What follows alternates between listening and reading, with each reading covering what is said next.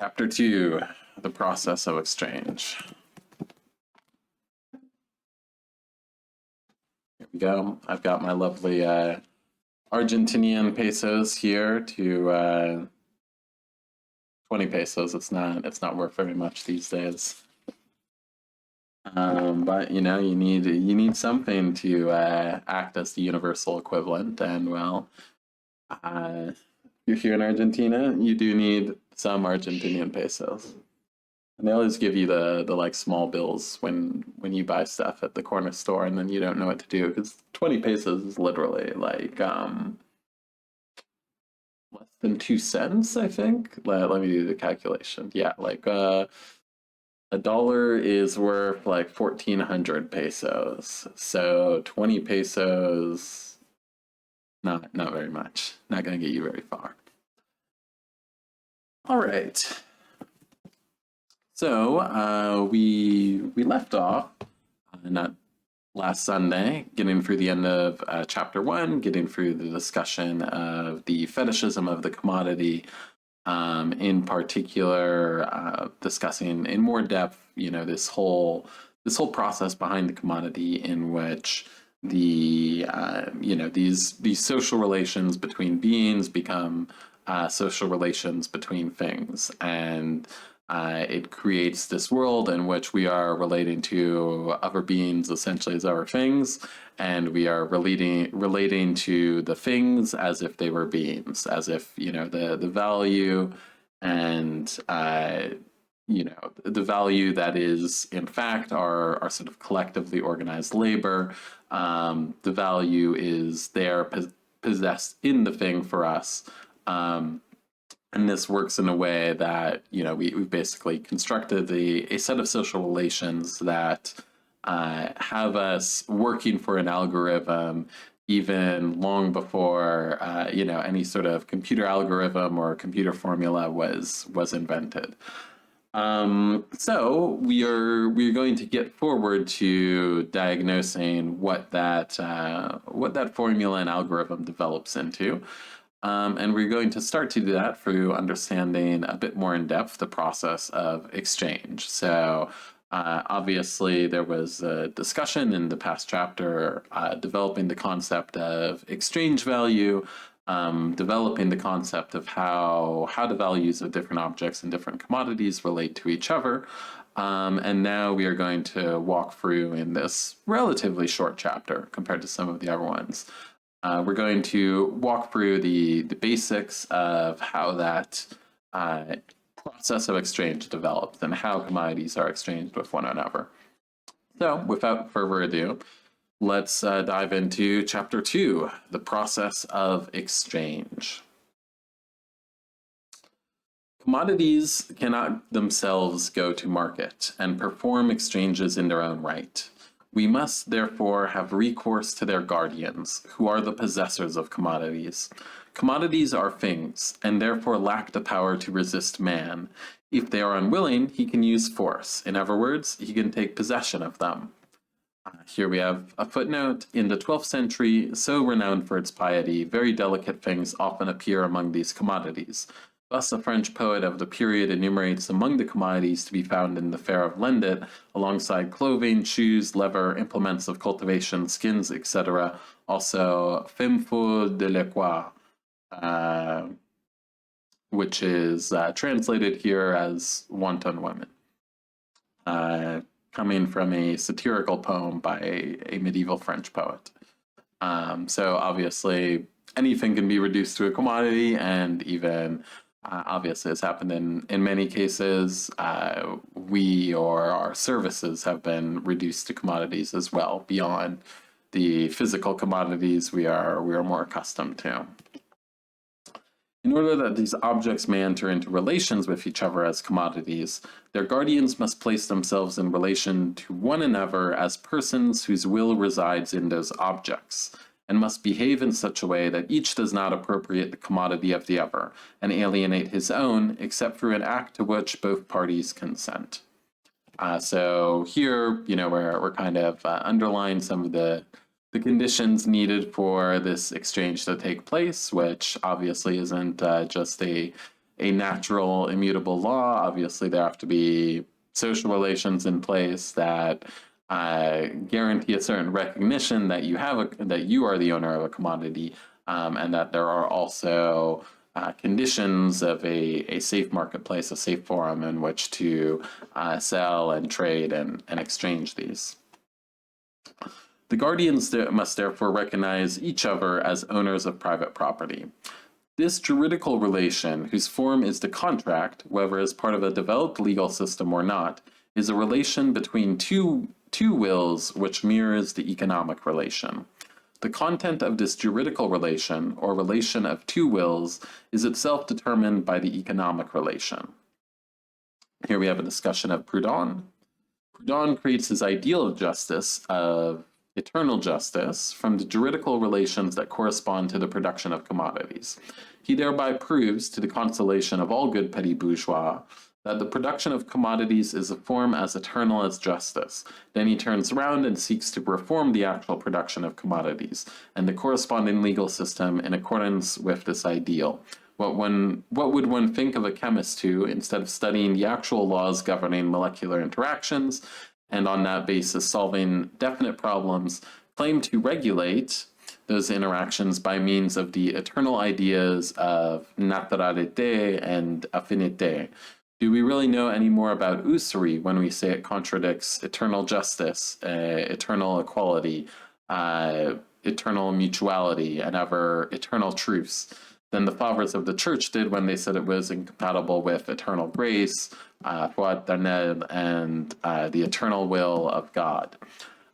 So here again we have another sort of side note by Marx, where he's going in once again to criticize Proudhon, who he has criticized in much greater depth in other works as well, but taking it up here, where Proudhon has this worldview that corresponds very tightly to the production of small commodities, of individual artisan producers, and of demanding basically a sort of just, fair deal for them as, you know, the ones who are producing and therefore who should possess it all, and basically developing a sort of political and economic system that correspond to that view. And Marx here is sort of outlining that what he is doing, and what you must do is not to take these relations for granted.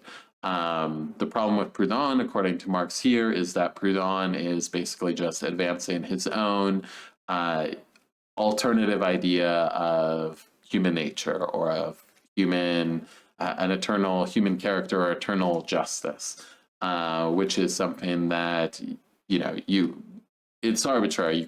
You can say whatever. Oh, this is the eternal good, the eternal truth. This is how things should be. What Marx wants to do instead is study and scientifically diagnose and understand the social relation itself, and to do it in a way that sort of takes it apart and lets you understand the underlying components. Here the persons exist for one another merely as representatives and hence owners of commodities.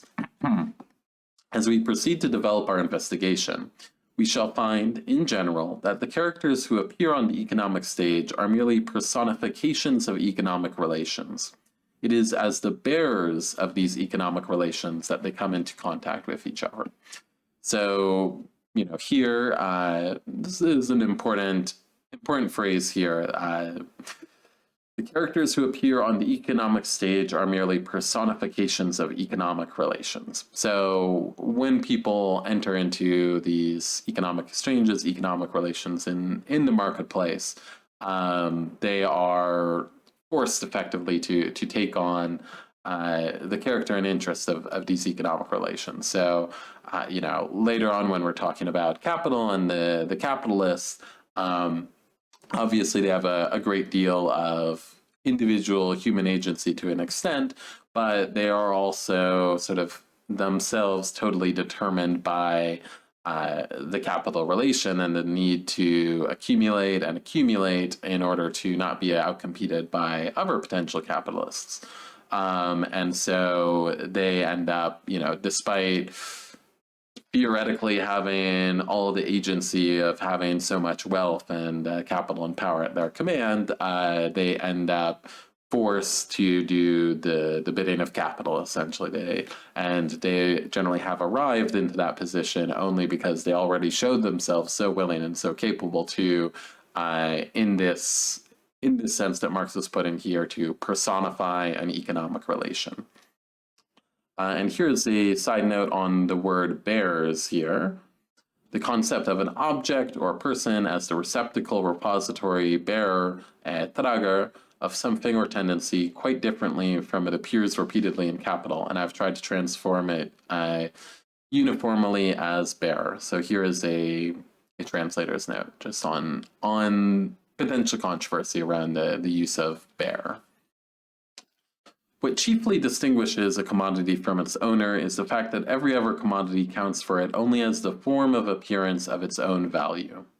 A born leveler and cynic, it is always ready to exchange not only soul but body with each and every other commodity, be it more repulsive than Maritones herself.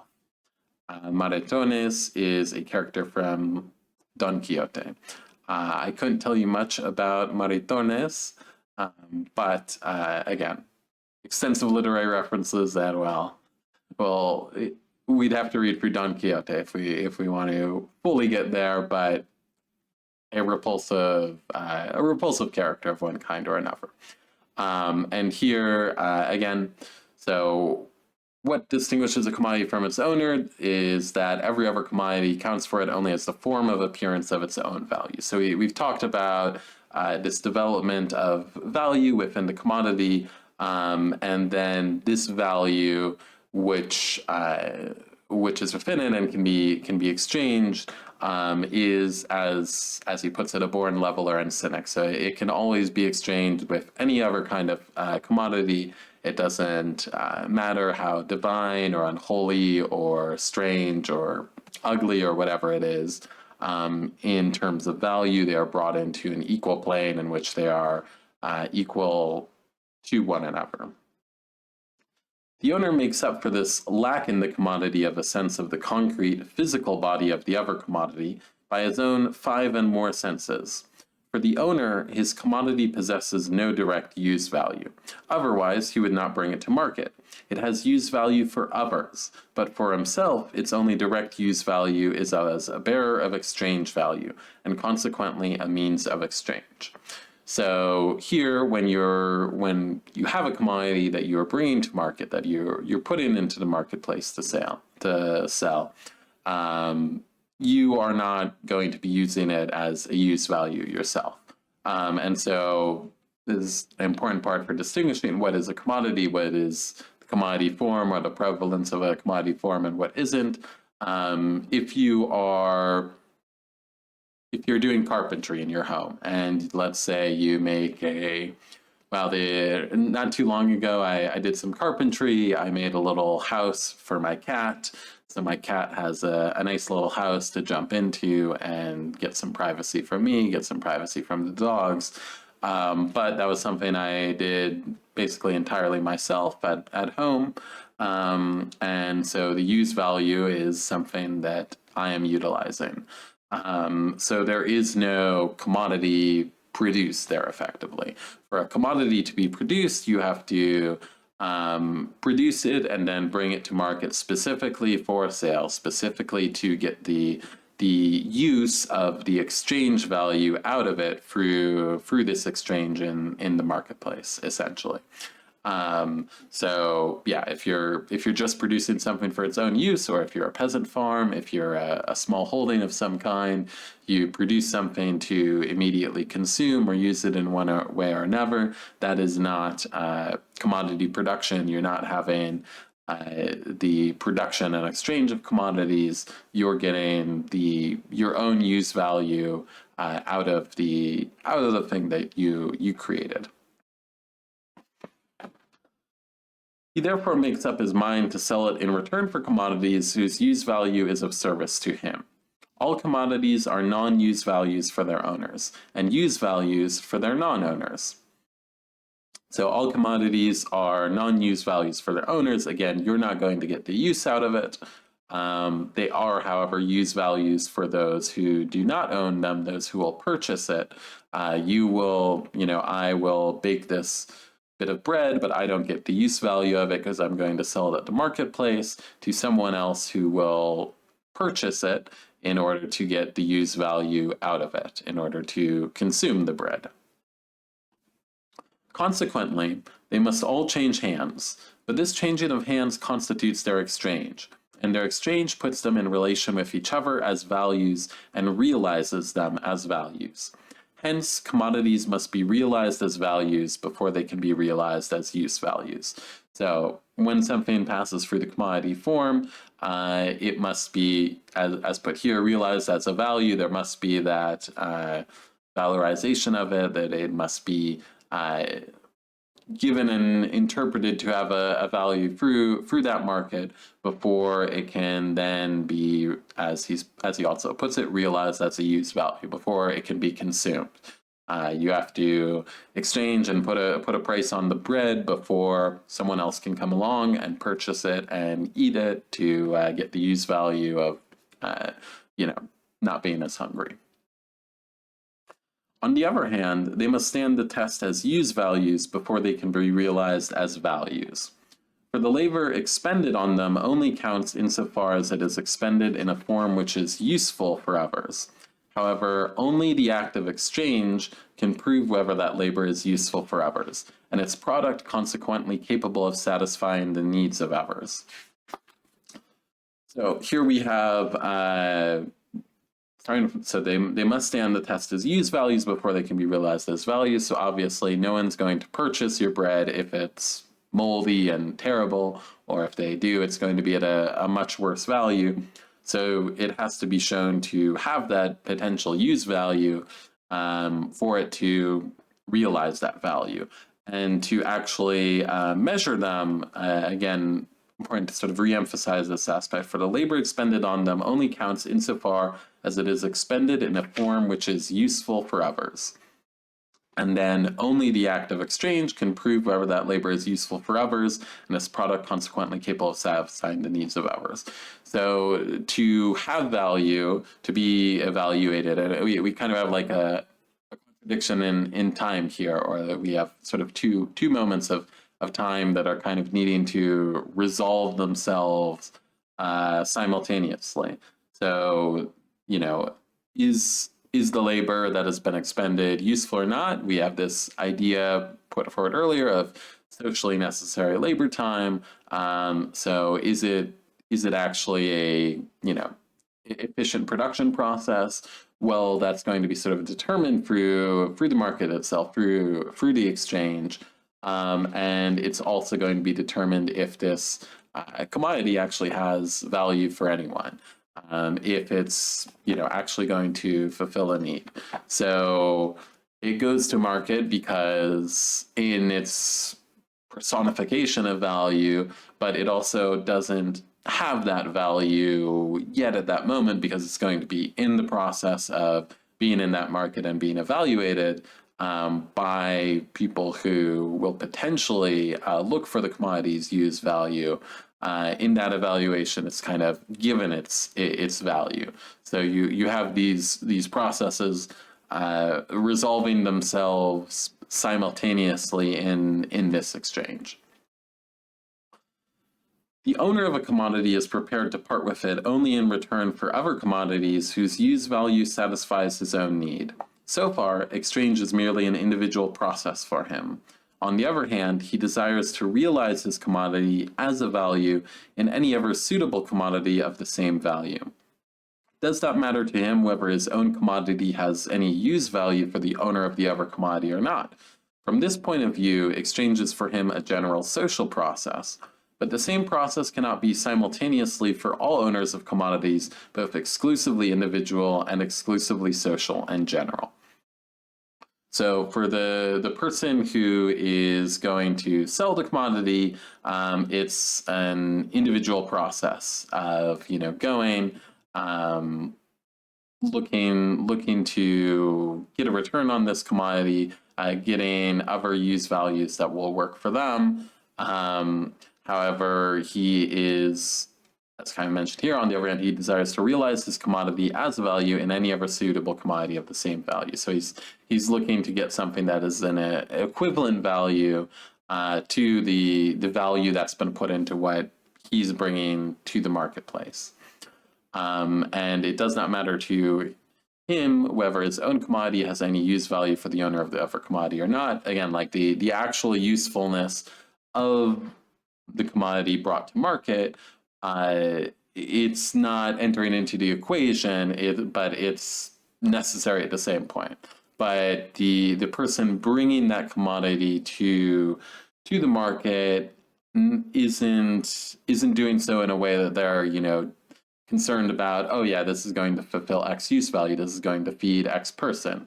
They're doing it insofar as it is realizing the value that is within that commodity, which they will then be able to exchange for things that interest them potentially. However, from this point of view, exchange is for him a general social process, but the same process cannot be simultaneous for all owners of commodities, both exclusively individual and exclusively social in general. So at the same time, you have the other side of that market exchange where someone has to be looking for it, seeing the potential of a use value out of it. Let us look at the matter a little more closely.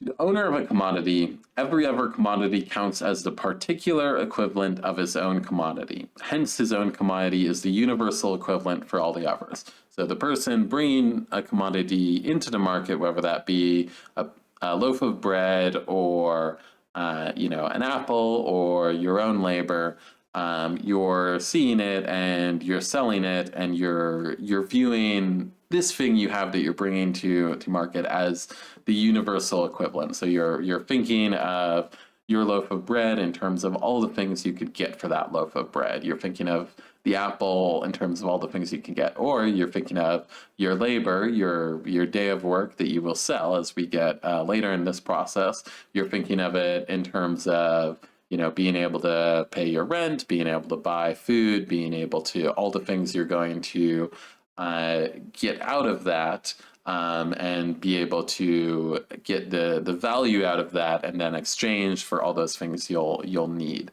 So everyone who's bringing the commodity is seeing their own commodity as the universal equivalent, as that's sort of been talked out and built up. They're seeing it as as if it were gold, as if it were money. They're seeing it as the universal equivalent of I'm going to trade this, or I can trade this that I am bringing for all of these things which have potential use values of one form or another. But since this applies to every owner, there is in fact no commodity acting as universal equivalent, and the commodities possess no general relative form of value under which they can be equated as values and have the magnitude of their values compared. Therefore, they definitely do not confront each other as commodities, but as products or use values only. So while this is true for everyone bringing it to market, when you're taking that whole market together, obviously that's not, it can't be, you can't have everything being the universal equivalent all the time. So when they are confronting each other, these different commodities being sold, they do so as he puts it, as products or as use values. They're then being realized within the marketplace, being purchased within the marketplace of people purchasing this commodity for its use value. And as we will get again later with the example of labor, there's the use value that the capitalist is getting out of labor. But that'll be a separate thing we'll go into more depth later. In their difficulties, our commodity owners think like Faust. In the beginning was the deed. They have therefore already acted before thinking. The natural laws of the commodity have manifested themselves in the natural instinct of the owners of commodities. They can only bring their commodities into relation as values, and therefore as commodities, by bringing them into an opposing relation with some one other commodity, which serves as the universal equivalent. We have already reached that result by our analysis of the commodity, but only the action of society can turn a particular commodity into the universal equivalent. The social action of all other commodities, therefore, sets apart the particular commodity in which they all represent their values. The natural form of this commodity thereby becomes the socially recognized equivalent form. Through the agency of the social process, it becomes the specific social function of the commodity, which has been set apart to be the universal equivalent. It thus becomes money. So here we have Marx sort of redeveloping in a new way, sort of talking from the perspective of the exchange of commodities and building up the same concept of the universal equivalent and how things are arrived at to be money. So we're partially restating what was developed in the first chapter around this development of the universal equivalent, but we're doing it again from a different perspective, from the perspective of all these different commodities brought to market, by the owners, by the people that are personifying that commodity in the market. And here we have a large Latin phrase, which we'll go through the translation. These have one mind, and shall give their power and strength unto the beast. Revelation 17:13. And that no man might buy or sell, save that he had the mark, or the name of the beast, or the number of his name. Revelation 13:17. So here we have Marx quoting the book of Revelation. So he has obviously read the Bible. Basically, he's sort of cleverly using it to, in this case, the mark of the beast, allowing this purchasing or selling. Well, it's taking on some form of the universal equivalent, taking on money, and you need to take it on in one way or another for any of these things to have value, be exchanged against each other, and to realize the value in them. So again, he's using the Bible as well for many of these metaphors, and seeing ways that he can bring out and sort of crystallize more effectively the argument. Money necessarily crystallizes out of the process of exchange, in which different products of labor are in effect equated with each other and thus converted into commodities. The historical broadening and deepening of the phenomenon of exchange develops the opposition between use value and value, which is latent in the nature of the commodity. The need to give an external expression to this opposition for the purposes of commercial intercourse produces the drive towards an independent form of value, which finds neither rest nor peace until an independent form has been achieved by the differentiation of commodities into commodities and money. Okay, let's pause here. We're getting some dense phrases here. So money necessarily crystallizes out of the process of exchange, in which different products of labor are in effect equated with each other and thus converted into commodities. So again, money crystallizes, money becomes this universal equivalent as a sort of product of all of this exchange going on, in which it's necessary to have something with which you can easily exchange or understand the value of each commodity and easily trade it among these commodities. The historical broadening and deepening of the phenomenon of exchange develops the opposition between use value and value, which is latent in the nature of the commodity. So here we're talking about this sort of contradiction within each commodity between its use value, between the need that it can potentially fill, between the hunger that a piece of bread can sate, and the value, the exchange value in this case, which is its price, its what it can be realized for, what it can be exchanged for, and this contradiction can obviously develop in a variety of ways, as it does under capitalism, where You may have a supermarket throwing out loaves of bread and vegetables and whatever it may be, as soon as their expiration is near, despite the fact that obviously there is use value that those things could fulfill, because the supermarket was not able to realize the exchange value out of it. And so you have these commodities that are not realized, that were built to have this use value, but the use value could not be gotten out of it. And so here is the conflict within the commodity between the value it's supposed to exchange for and the need it's supposed to fulfill. The need to give an external expression to this opposition for the purposes of commercial intercourse produces the drive towards an independent form of value. So the need to give an external expression to this opposition. So looking at this conflict within the commodity, and then expressing it outside of the commodity, in this sort of independent form of value, and then which finds neither rest nor peace until an independent form has been achieved by the differentiation of commodities into commodities and money. At the same time, then, as the transformation of the products of labor into commodities is accomplished, one particular commodity is transformed into money. So here we have the money form appearing to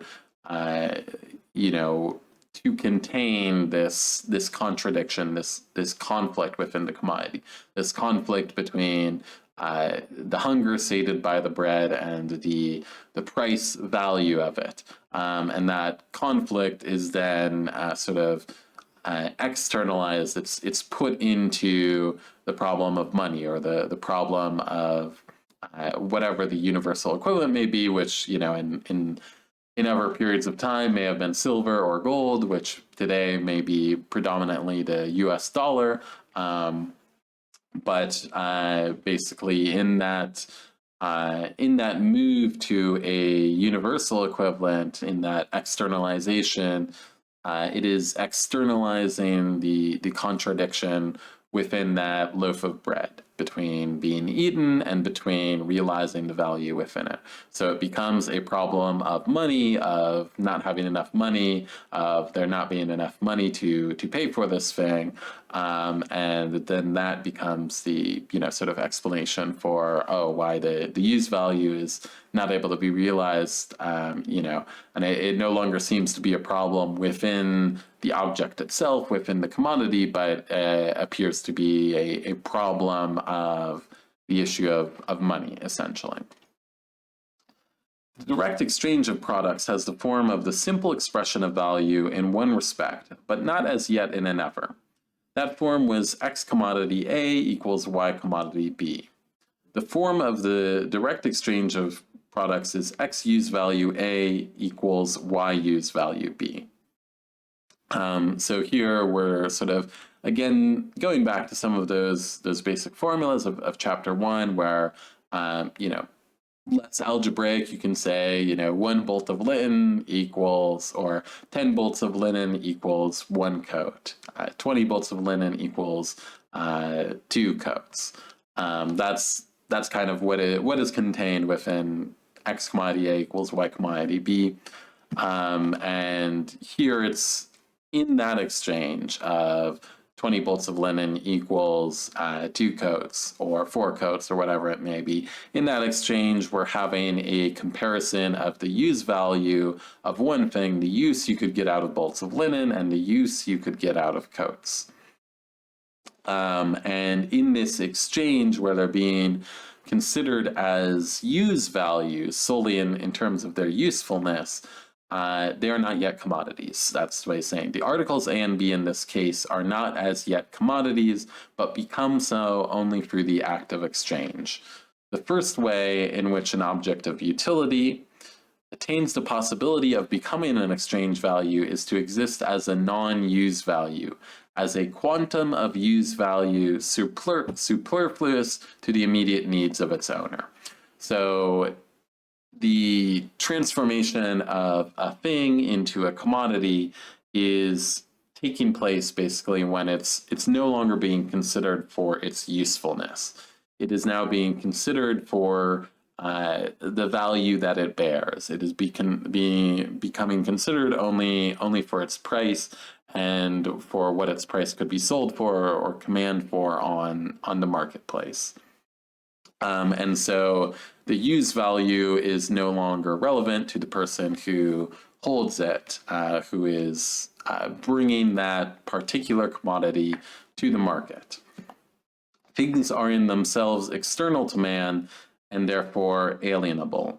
In order that this alienation may be reciprocal, it is only necessary for men to agree tacitly to treat each other as the private owner of those alienable things, and precisely for that reason as persons who are independent of each other.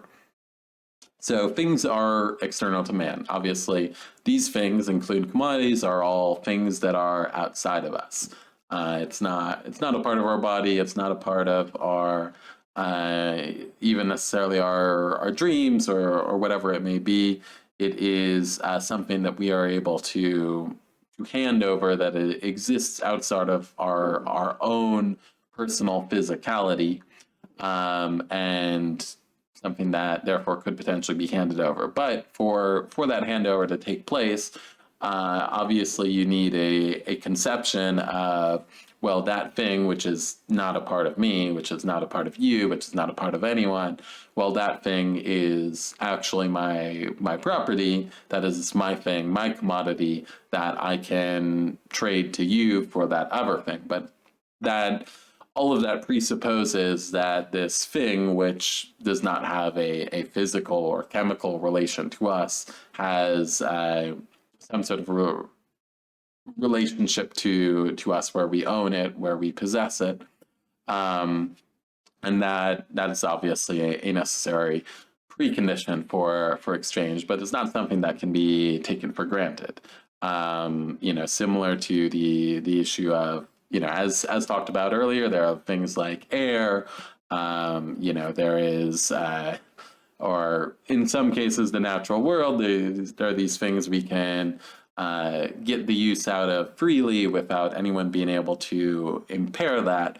And there's been this sort of, in other words, tacit agreement, as well as the inability to commodify those things. There is an agreement that you can't really, own the air. In some cases, they have attempted to create ownership over the rain, unsuccessfully, usually.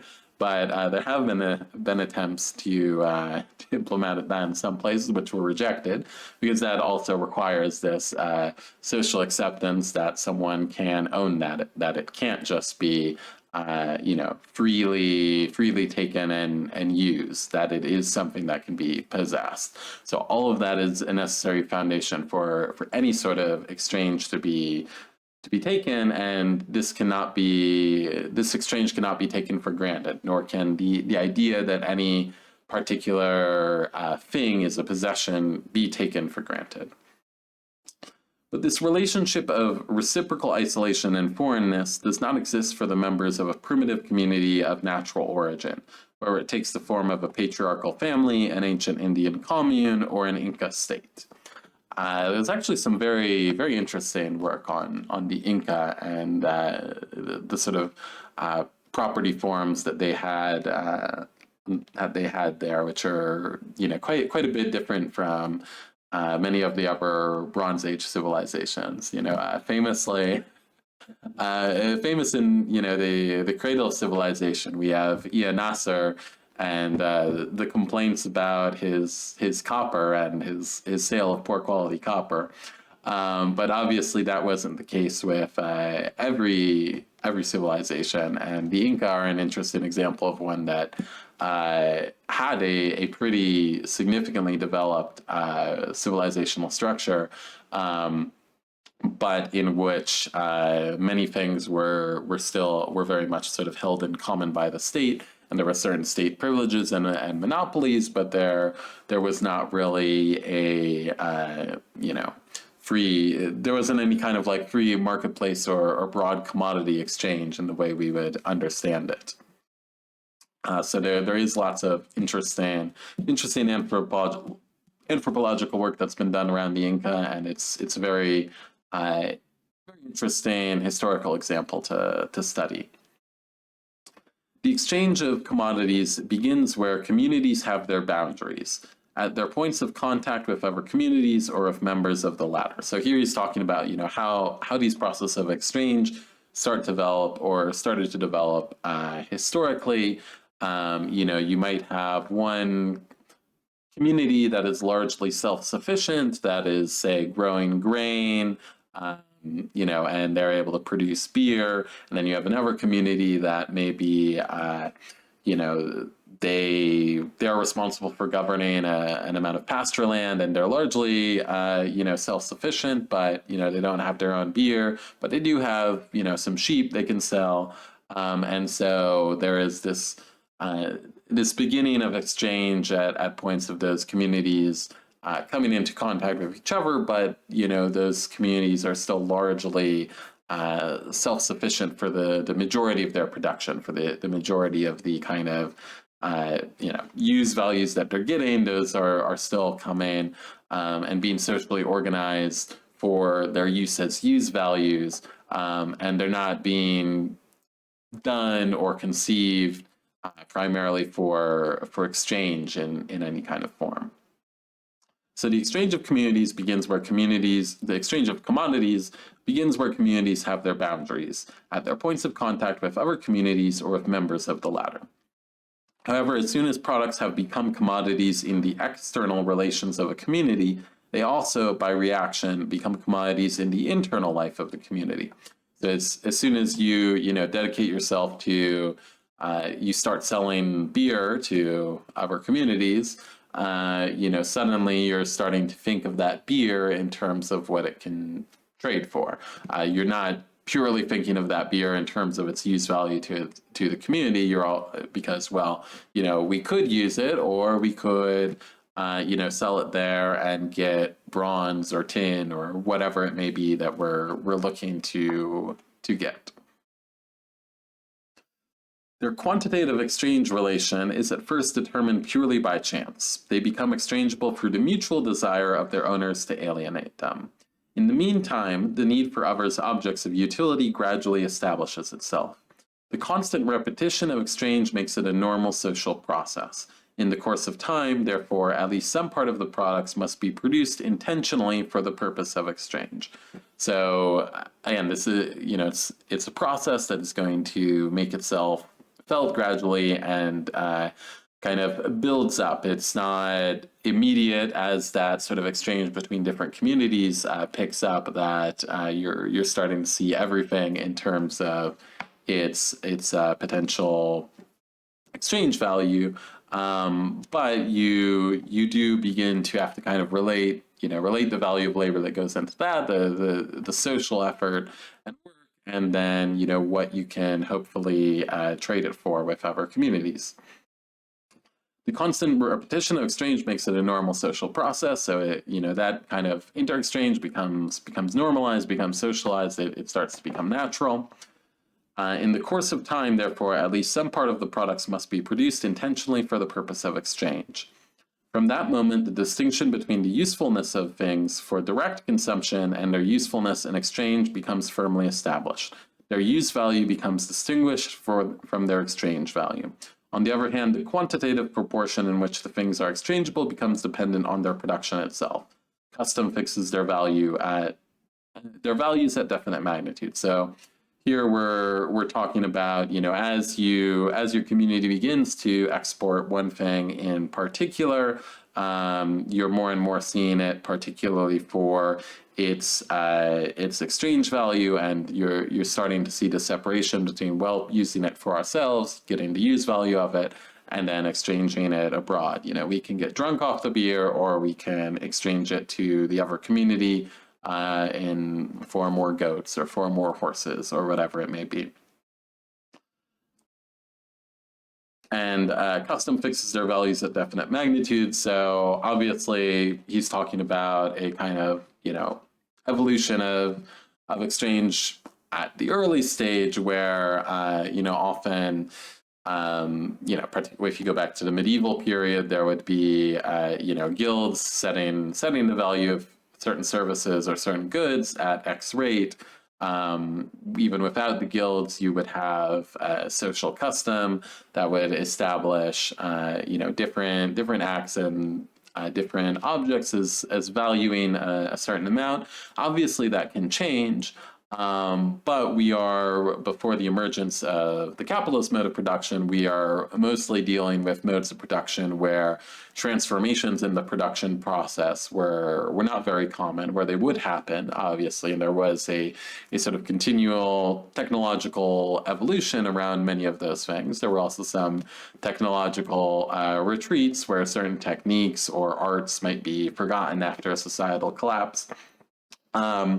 But we're talking about processes that took a long time, and so it would largely be by custom, and especially as these are trading between communities, as the trade is still limited, you're not talking about a sort of massive world marketplace where you have a stock exchange or a commodity exchange constantly evaluating and comparing everything against itself. We're still at a very, very kind of early stage where the exchange value becomes important. One thing to kind of step aside historically and emphasize here, however, is that this is an area that does take on a little bit of relevance in understanding also the pressures that obviously past the period marks wrote capital, but the pressures that something like a transitional state has. A state that claims to be a workers' state or that is a workers' state that is trying to set itself up in a capitalist world, even as within that community, within the bounds of the Soviet Union or even the Warsaw Pact. There may be the organization of many things in terms of their use value. There still is exchange and trade. The Soviet Union, for example, depended heavily on the sale of gas and oil at certain points, on their position in gold mining, as well as a number of other mining industries. And that creates a situation where obviously they're exchanging those commodities on the world market through to the capitalist powers. And obviously that creates a situation where, well, you have to think about the exchange value of it. Well, we're selling gold or we're selling oil. What are we getting out of that? How much machinery can we get out of it? How much, imported grain or imported whatever it may be that this transitional state has to import from the rest of the world, because obviously if it hasn't established itself throughout the whole world, it still has to have some sort of inter-exchange and inter-trade with the rest of the world that is dominated by capitalism. And so obviously that's a point at which the commodity form necessarily kind of enters into relations, and has to be taken into account. And that's not really something you can avoid in any way, because, well, you can't avoid world trade very, very effectively without withdrawing from the world in a way that tends to be extremely inefficient. So yeah, that's kind of a sort of future note, but an important thing to understand when we're later looking at what are some of the problems that come up in history and the challenges that come up historically when we're dealing with the attempt of a state to transition beyond the capitalist mode of production and to try to push towards something that would be beyond this kind of commodity form. Again, there's a certain amount that you can't evade it entirely because you're still doing this exchange with the rest of the world, and so those calculations are going to enter in and form a point of pressure, even where you are organizing production mostly for sort of use values internal to the community. All right, back to capital itself. In the direct exchange of products, Each commodity is a direct means of exchange to its owner, and an equivalent to those who do not possess it, although only insofar as it has use value for them. At this stage, therefore, the articles exchanged do not acquire a value form independent of their own use value, or of the individual needs of the exchangers. So here it's talking about, in this kind of early form, we're still mostly talking about, well, we're changing beer for goats or beer for cattle or whatever it may be, and that we're doing it to get this other sort of alien use value for this thing we're trading for. At this stage, they do not acquire a value form independent of their own use value or of the individual needs of the exchanger. So, at the small scale of changing one thing for another, again, we're not really taking on as much this universal equivalent and the sort of universal logic that comes along with it. The need for this form first develops with the increase in the number and variety of the commodities entering into the process of exchange. The problem and the means for its solution arise simultaneously. So this universal equivalent is needed when you step from a world where you're trading, barrels of beer or rum for goats and cattle into a world where you may have to purchase a large number of things. You may have to purchase every use value that you use. For us, we sell our labor power, our capacity to labor, and we need a universal equivalent of some sort to then exchange for absolutely everything we need. Our rent, our food, our entertainment, every kind of use value that there is for us, we have to trade for it, because there are no free use values available. There is no self-subsistence left for those who've been reduced to the position of having no property. Again, Marx is kind of developing, from this small exchange into the point at which exchange has grown and grown and grown and generalized. There, you really need a universal equivalent. There, you need something to serve as that universal bearer of value. Commercial intercourse, in which the owners of commodities exchange and compare their own articles with various other articles, never takes place unless different kinds of commodities belonging to different owners are exchanged for and equated as values with one single further kind of commodity. So to have that marketplace, you need something to represent value. This further commodity, by becoming the equivalent of various other commodities, directly acquires the form of a universal or social equivalent, if only within narrow limits. The universal equivalent form comes and goes with the momentary social contacts which call it into existence. It is transiently attached to this or that commodity in alternation, but with the development of exchange, it fixes itself firmly and exclusively onto particular kinds of commodity, i.e., it crystallizes out into the money form. This particular kind of commodity to which it sticks is at first a matter of accident. So, at the start, it could be anything. There have been societies or times in history where the sort of universal equivalent has been something else. Often in societies that are still very much pre-capitalist, but famously, it was possible at certain periods of time, like cocoa beans were able to serve as a kind of universal equivalent. At other times in societies, cattle or goats basically became the universal equivalent.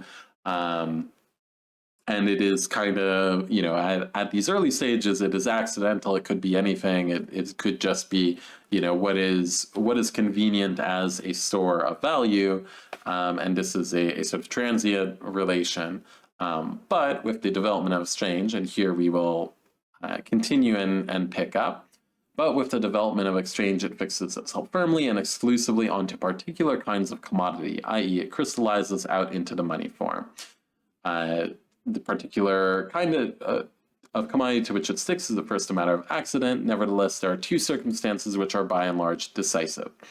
The money form comes to be attached either to the most important articles of exchange from outside, which are in fact the primitive and spontaneous forms of manifestation of the exchange value of local products, or to the object of utility which forms the chief element of indigenous alienable wealth, for example, cattle. Yeah, so here he's talking about one of those examples where cattle were able to take on the form of the universal equivalent, and the other is often it becomes the thing that is being traded for, that has this marker of universal equivalent. Nomadic peoples are the first to develop the money form because all their worldly possessions are in a movable and therefore directly alienable form, and because their mode of life, by continually bringing them into contact with foreign communities, encourages the exchange of products. So here we have the first development of the money form comes from nomadic tribes where the money form would basically be the cattle, be the goats, be whatever it is that they're shepherding, that they would then use to trade, and they would often, as they're moving back and forth or migrating, they would come into contact with many other communities and would have to relate like, okay, well, how much should we expect to get for this goat or this cow or whatever we are trading with this other community. Men have often made man himself into the primitive material of money in the shape of the slave, but they have never done this with the land and soil. Such an idea could only arise in a bourgeois society, and one which is already well developed. It dates from the last third of the 17th century, and the first attempt to implement the idea on a national scale was made a century later during the French bourgeois revolution.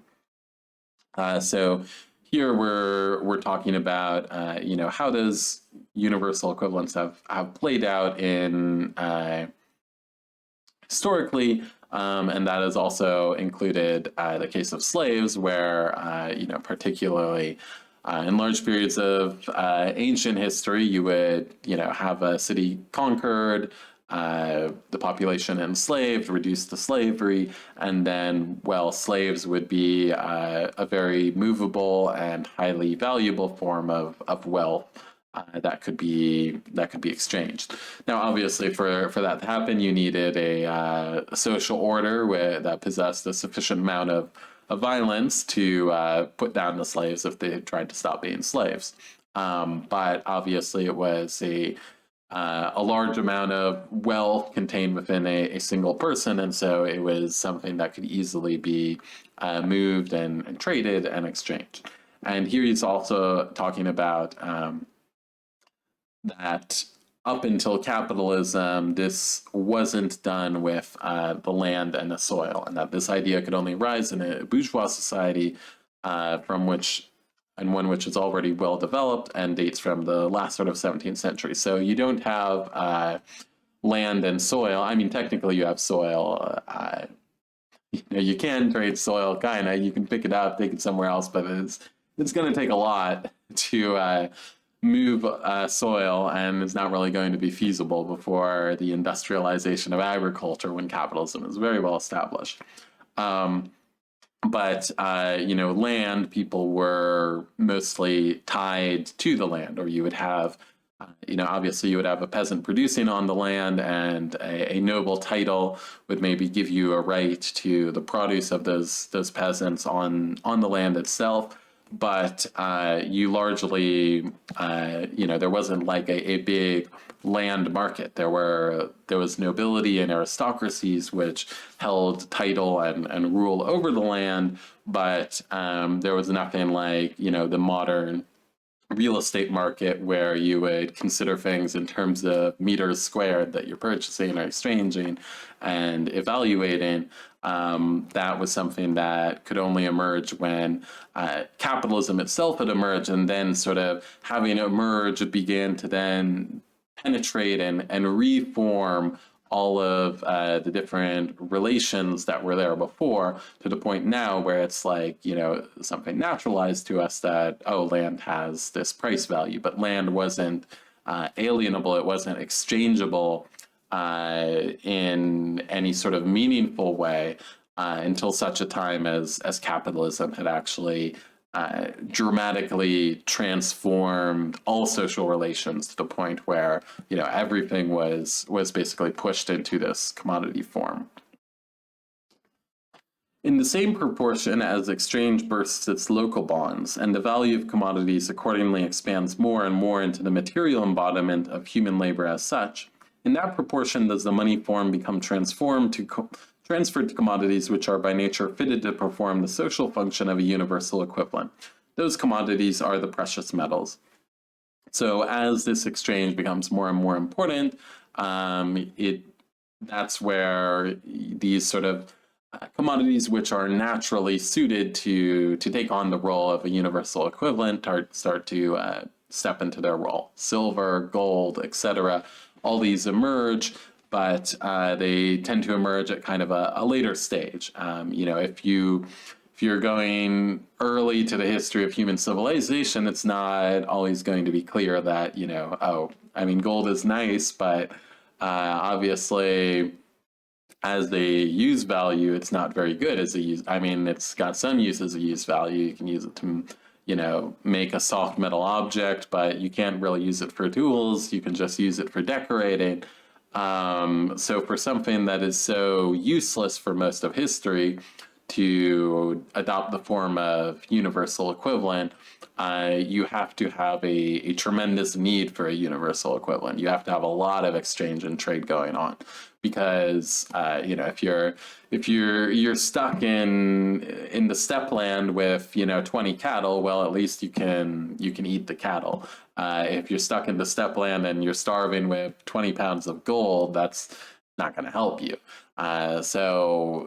Gold only becomes important in a situation where you can expect with relative confidence that you'll be able to exchange it. So again, a sort of generalized and developed level of exchange between commodities before either gold or silver can take on importance. And now we're at a point in history where gold and silver have themselves been kind of eclipsed by a dollar which was once connected to gold, but is no longer connected to gold, and which depends almost in the same way that gold and silver depended on a sort of generalization of exchange. The U.S. dollar being a superior a superior universal equivalent to gold and silver depends not just on a generalized exchange of commodities, it also depends on the overwhelming dominance of the U.S. stock market, U.S. debt, and of course the projection of U.S. military power around the world,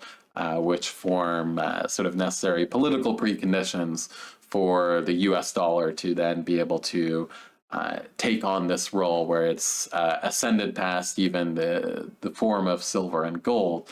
But obviously, like Marx's logic here leaves space open. Like it wasn't something that was going to be clear in his own day or was going to emerge, but he's creating a structure with which to understand this universal equivalent that allows for you to understand also how eventually that silver or gold could be replaced by something that is even more suited to that role. There were many there were many ideologues of crypto who, the original idea behind crypto was to make something that would be an even better universal equivalent than the US dollar. You would have Bitcoin or you would have Ethereum, and because they're structured by algorithmic limits, they could be made into an even better exchange value. They haven't really succeeded at that at all, because they don't have many of the political preconditions necessary for that, and some of the proper form works against it. If you consider Bitcoin, how expensive the transactions are, to the point that its original promise, what people originally were politicizing around Bitcoin, was that Bitcoin would be the new universal equivalent that you could use to buy pizza, that you could use to go to the corner store, and it has proved extremely unsuitable for that. So now it's just kind of a store of value and of speculation. But there was a sort of attempt and a movement, partly stoked by some fears around how stable the U.S. dollar was as a as a universal equivalent to try and create something new that could replace it as a universal equivalent. And the dollar, eventually at some point the dollar will be replaced. It could be replaced by a return to gold, or it could be replaced by some other future guaranteed, politically or economically guaranteed universal equivalent of some form. There is potential within Marx's system to understand how this continues to evolve and how it could change going forward. The truth of the statement that although gold and silver are not by nature money, money is by nature gold and silver, is shown by the appropriateness of their natural properties for the functions of money. And here he has a citation to himself for further details on this in one of his earlier works. So far, however, we are acquainted with only one function of money, namely to serve as the form of appearance of the value of commodities, that is, as the material in which the magnitudes of their values are socially expressed. Only a material whose every sample possesses the same uniform quality can be an adequate form of appearance of value, that is, a material embodiment of abstract and therefore equal human labor. So here, for something to be an effective universal equivalent, it needs to be something that is easily interchangeable, and that is necessarily the same thing and measured in a certain quantity. So, if you're trying to use cattle or sheep or goats as your universal equivalent, you're going to run into trouble because, well, not all goats are the same. Not all cattle are the same. Some will be heavier, some will be more valuable because, they're a better breeding stock, whatever it may be. And then into commodities themselves, you have a similar problem. Well, we were talking a lot about bolts of linen, we were talking about coats, but not all bolts of linen are going to be the same. Some might be deteriorated, some might have mold or mildew. All those sort of things enter into the problem with any commodity that sort of posits itself for this role as universal equivalent. And so, well, silver and gold have the immense advantage that they are both tied to a certain weight and purity, which can be measured. They are easily divisible, and they are always more or less the same if presented with those certain characteristics, certain categories. It's something you can measure the purity, you can measure the weight, you can compare it, and you can split it in half if necessary. So that makes it effective as a universal equivalent in a way that these earlier objects we were talking about simply aren't. On the other hand, since the difference between magnitudes of value is purely quantitative, the money commodity must be capable of purely quantitative differentiation. It must therefore be divisible at will, and it must also be possible to assemble it again from its component parts. Gold and silver possess these properties by nature. So again, you can divide it, and then you can even melt it down, put it back into a similar form while losing very little of the original metal. The money commodity acquires a dual use value. Alongside its special use value as a commodity, gold, for instance, serves to fill hollow teeth, it forms the raw material for luxury articles, etc. It acquires a formal use value arising out of its specific social function. So, yeah, basically, as something becomes a universal equivalent, it has its normal use value. How does the malleability and sameness of metal interact with the dialectical notion that A does not equal A? I think so. The malleability and sameness of metal interact with the dialectical notion that A does not equal A.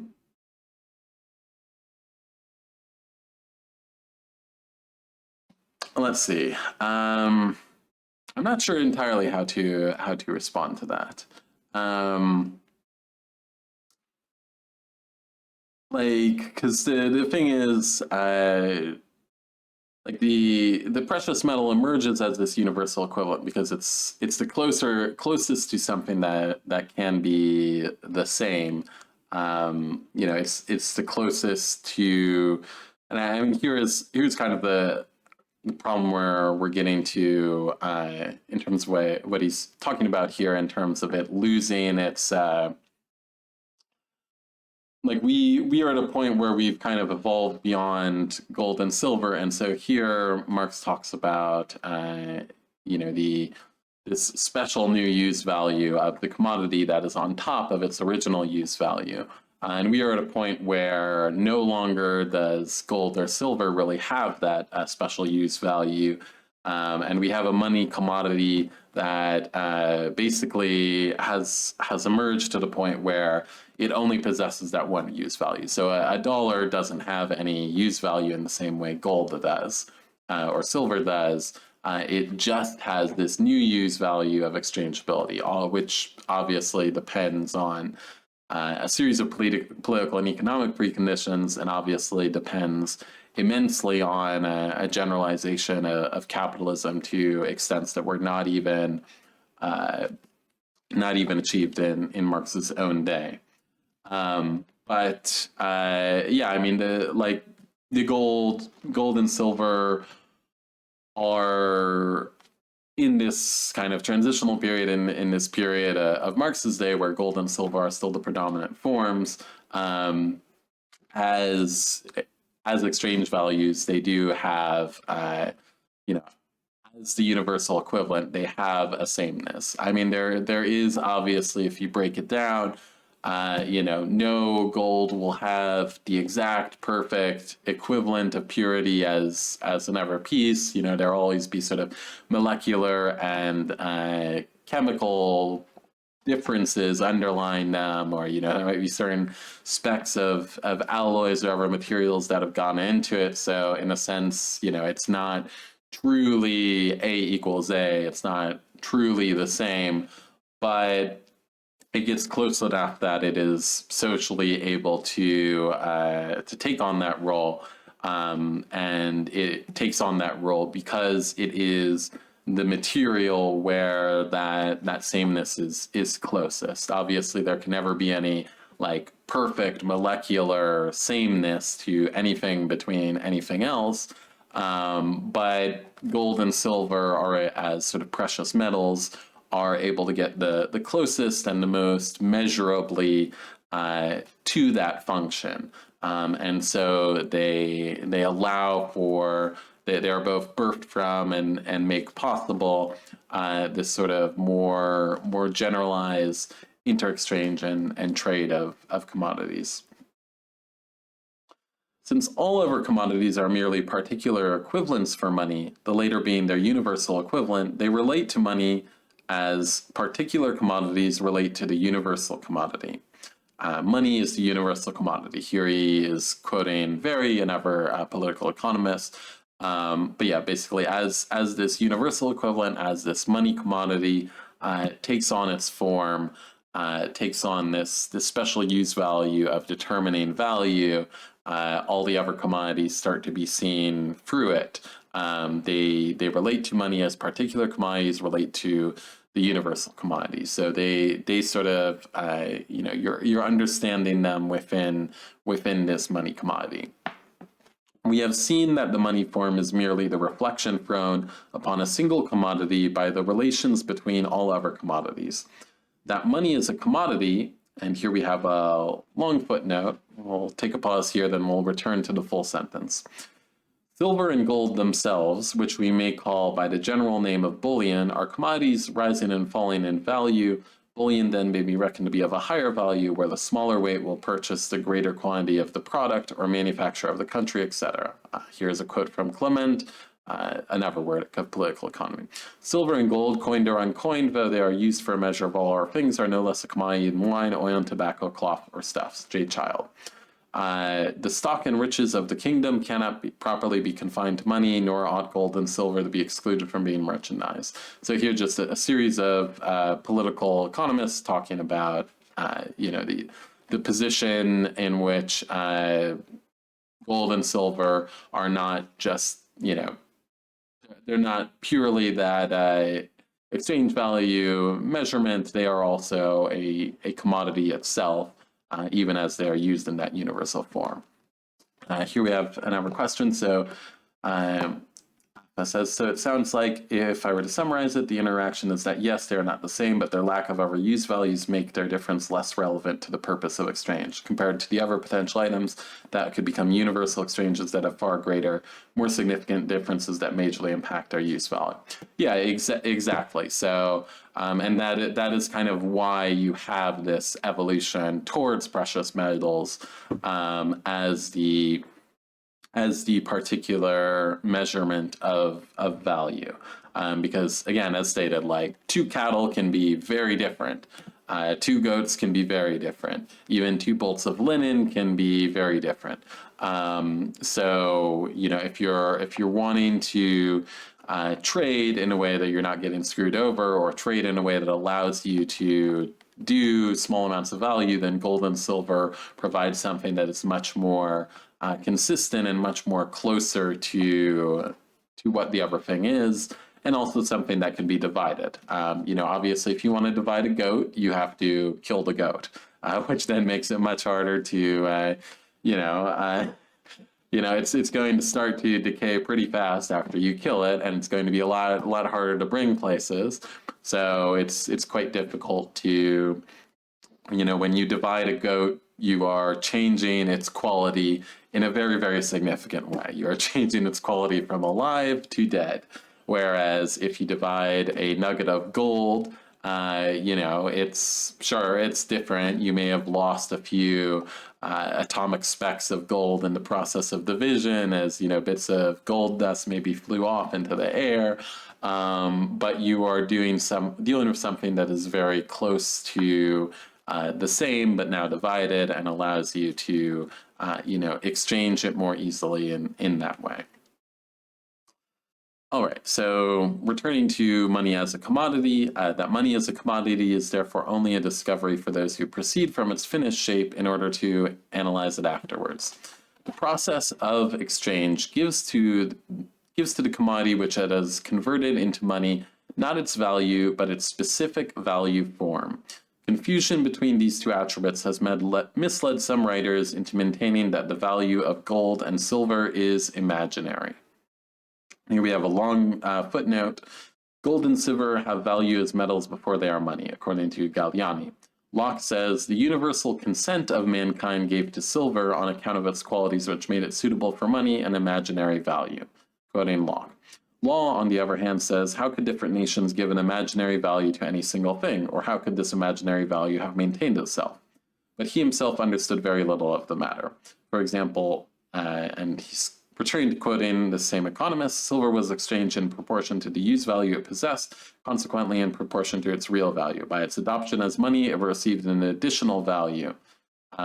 Saying that Law didn't actually understand it, but basically, again, emphasizing that these precious metals had value, had importance as commodities before they became the universal equivalent. And so it's not just that mankind arbitrarily decided that gold is valuable. No, there is a relation there. There's a relation to it as a commodity, to how difficult it is to get gold out of the earth, to transport it, to refine it, and everything that goes into actually, producing gold and having it as a commodity that can be used.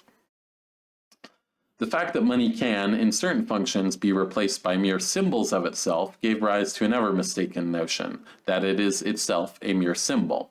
Nevertheless, this error did contain the suspicion that the money form of the thing is external to the thing itself, being simply the form of appearance of human relations hidden behind it.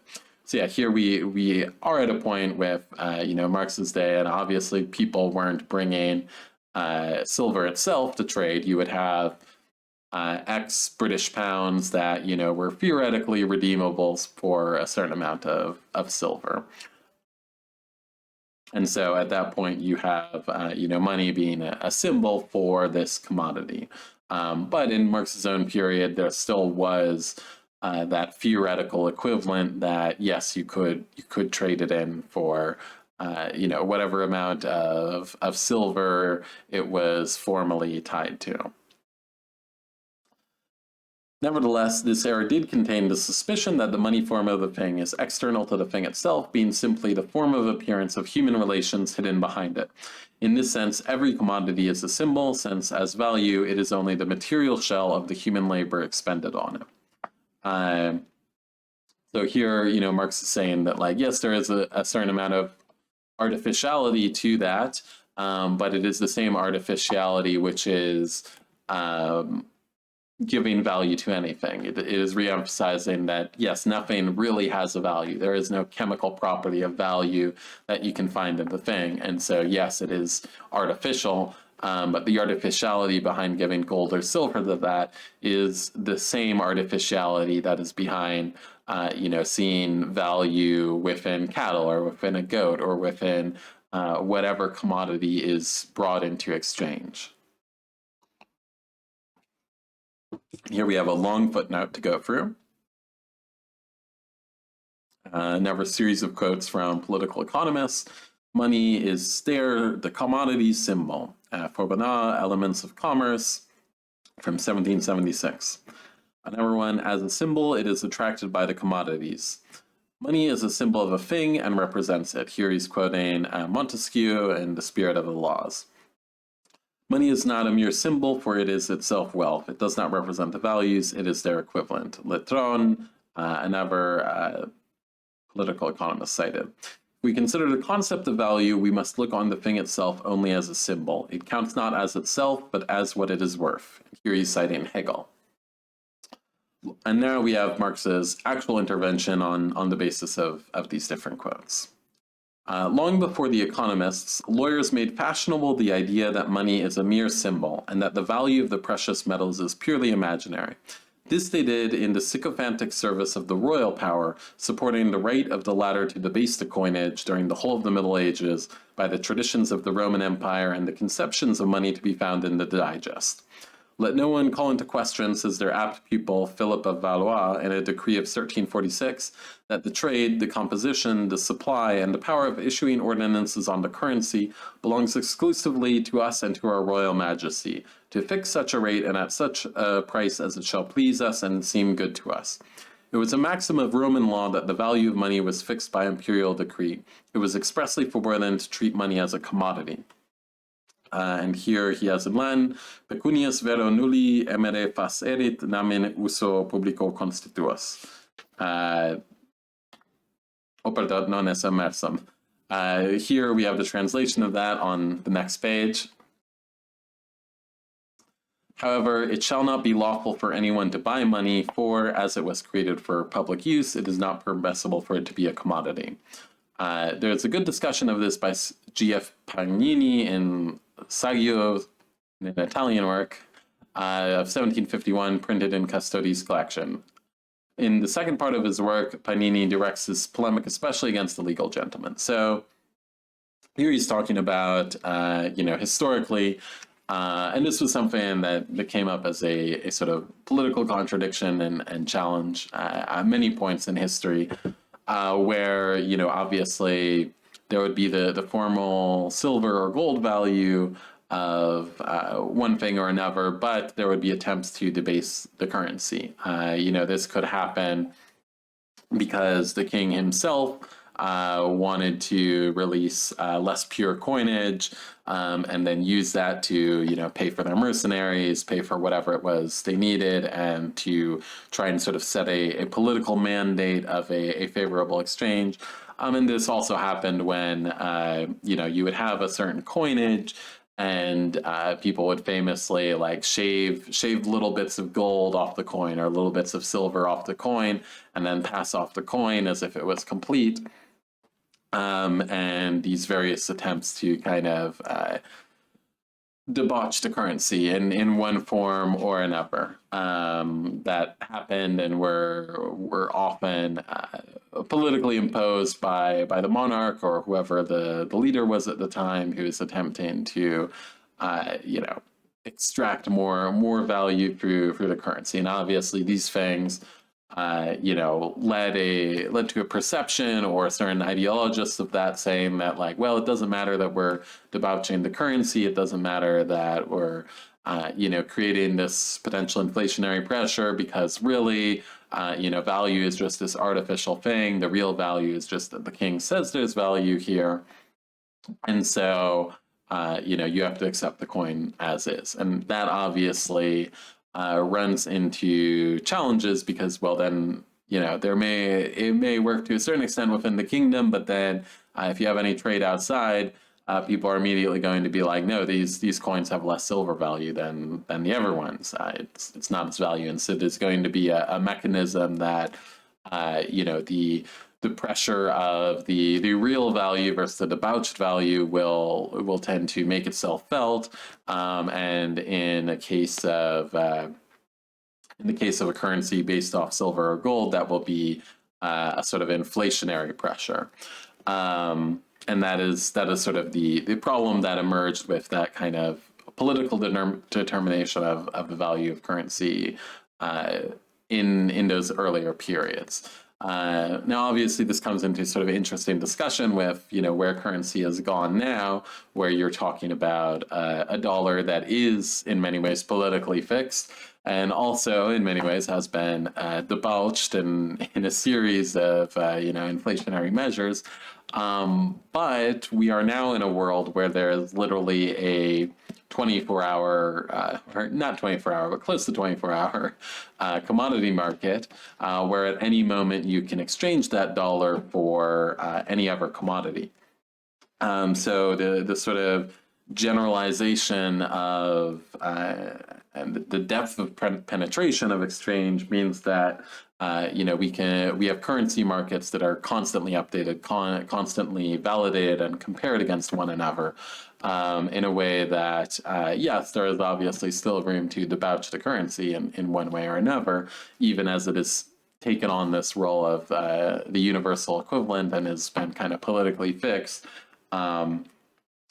But you can constantly exchange it in a way that makes that viable, in a way that wasn't the case in a previous period, where you would have this note, this note of £10 or £100 that would be good for X pieces of silver, but actually turning it in, exchanging it, getting the physical silver itself was like a whole process.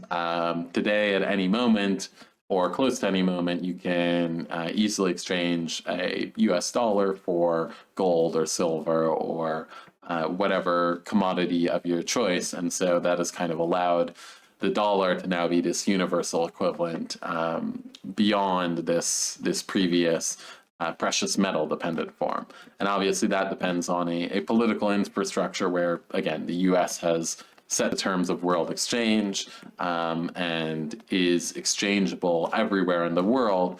If we had a return to some sort of system where the United States was, not the predominant power in the way it is, you might have a return to other things, a return to the value in having gold or silver stocks, for example, or at least having, national stores of that as a kind of a base for the value of one's own currency.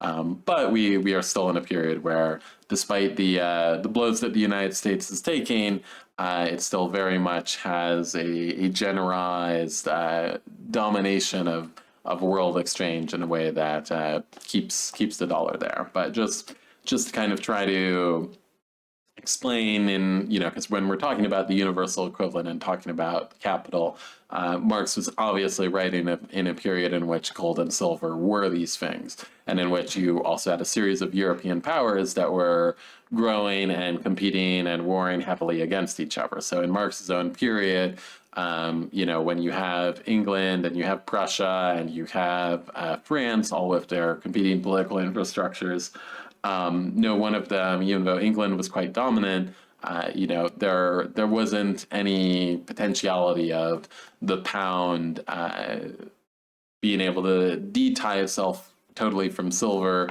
and take on this universal equivalent form in the way that the dollar has since done. So we were still dealing with a period where there was a heavier importance to silver and gold.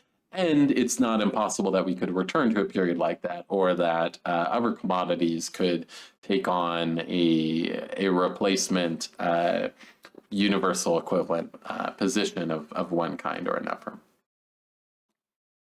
All right, returning to where we were. Where were we before my long rant? Yes, we were on the previous page here. But if it is declared that the social characteristics assumed by material objects, or the material characteristics assumed by the social determinations of labor on the basis of a definite mode of production are mere symbols, then it is also declared at the same time that these characteristics are the arbitrary product of human reflection.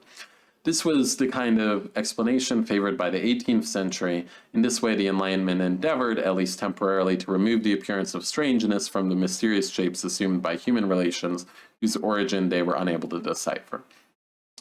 So, yeah, again, like some of this earlier discussion that Marx is referencing is kind of to these points where human society was kind of beginning to understand the universal forms behind money, behind exchange, but had not quite been able to see it in its full flowering under the developed capitalist mode of production. Trump's incoming portrait on the $250 bill may not debauch the dollar in the Marxist sense, but it sure is ugly. Yes, but I mean that's kind of the thing with the U.S. dollar, is that it is divisible in, and we now have a point where you can even effectively have fractions, so that you can go down to fractions of dollars, fractions of pennies, in a way that wasn't even possible with previous money markets, as we now have all of these currencies represented in one way or another digitally. It has already been remarked above that the equivalent form of a commodity does not imply that the magnitude of its value can be determined. Therefore, even if we know that gold is money, and consequently directly exchangeable with all other commodities, this still does not tell us how much 10 pounds of gold is worth, for instance. And that value can shift quite a bit, and also part of why gold would eventually be superseded.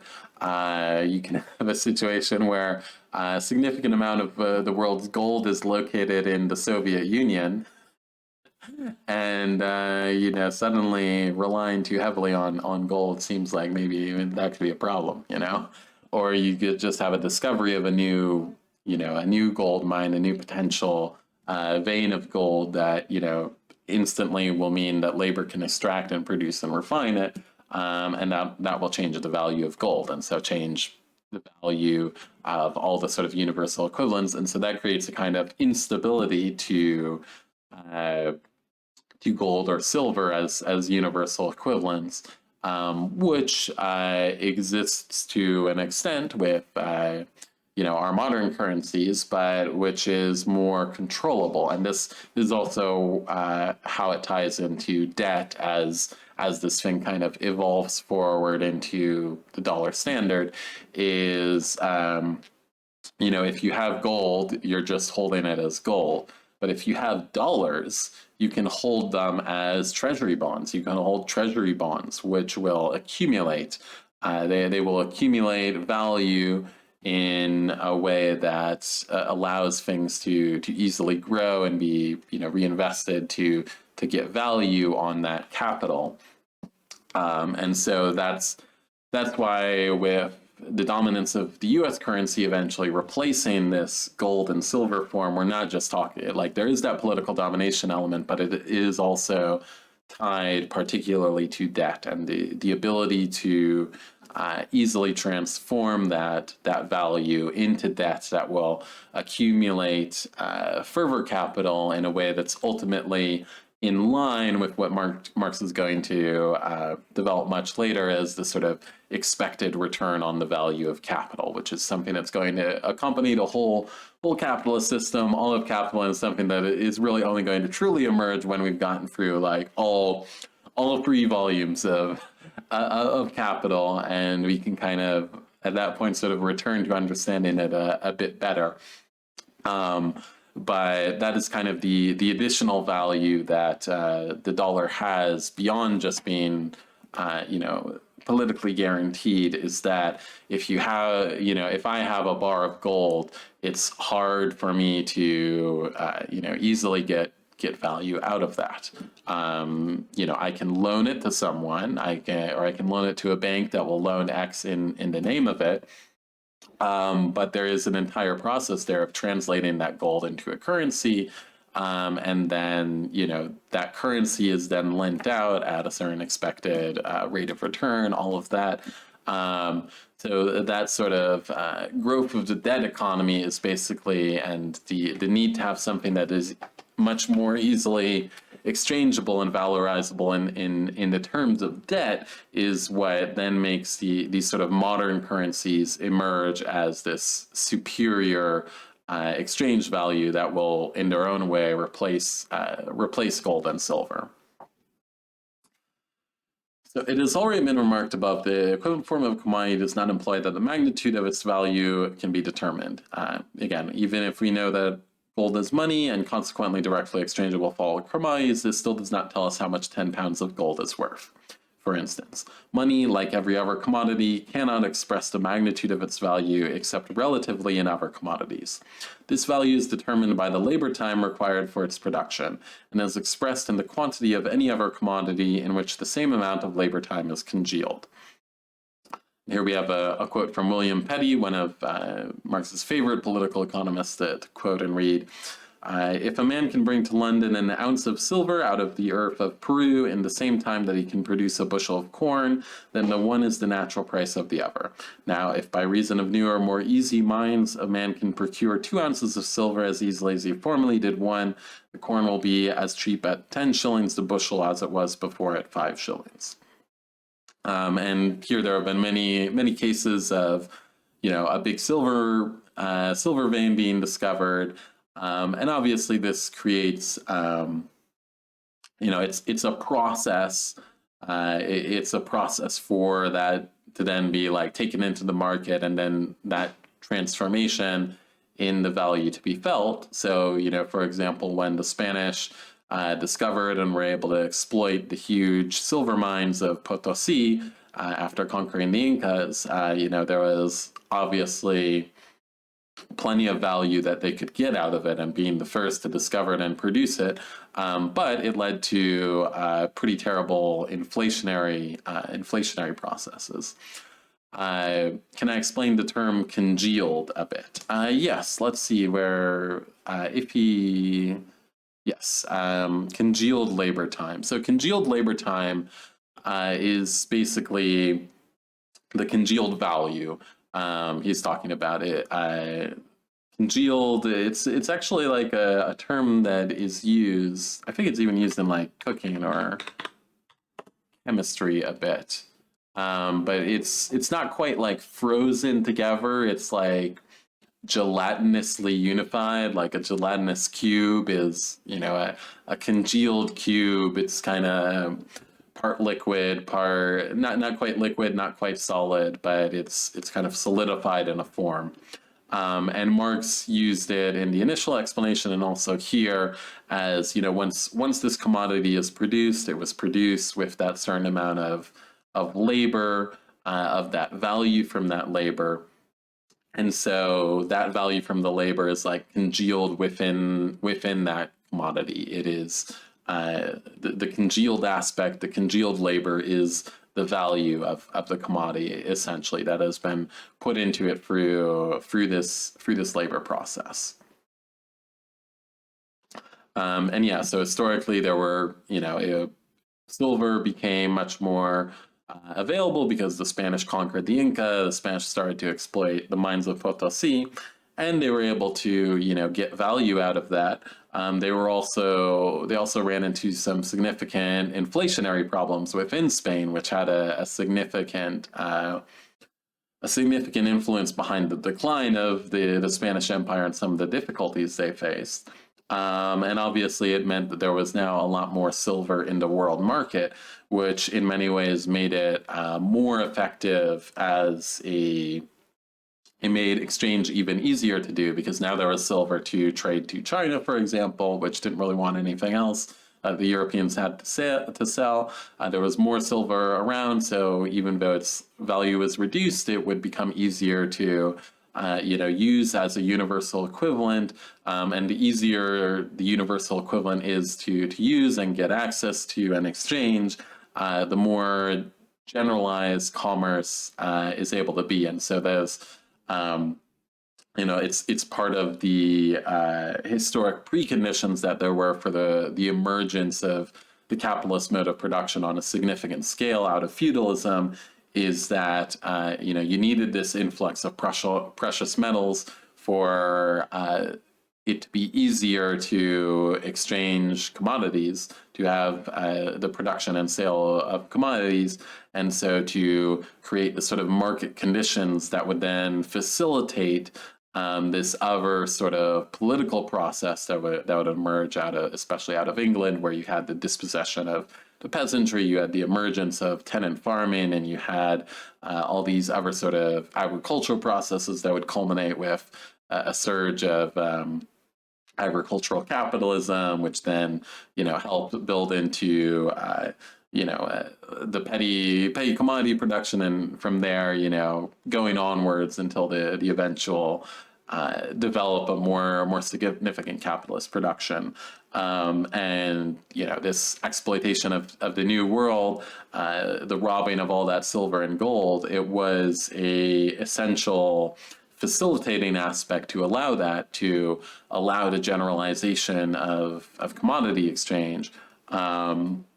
But there also, it wasn't like a physical process where Spain was able to take the silver and just oh, now we have the silver, so now we are the capitalist imperialist hegemon.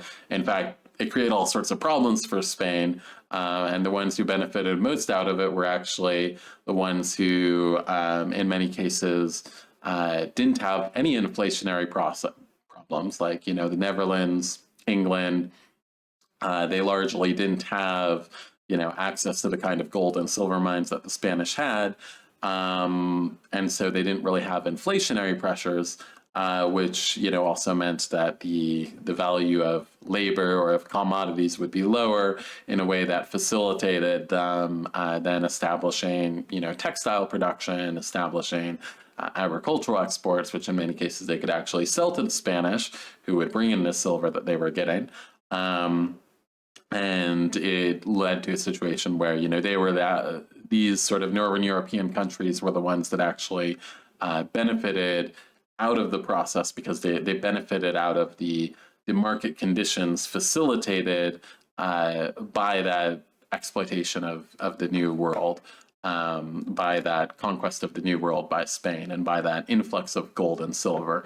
Spain benefited because they were able to spend it all on mercenaries and buy luxury goods and buy all sorts of things, but they didn't spend it in a way that was kind of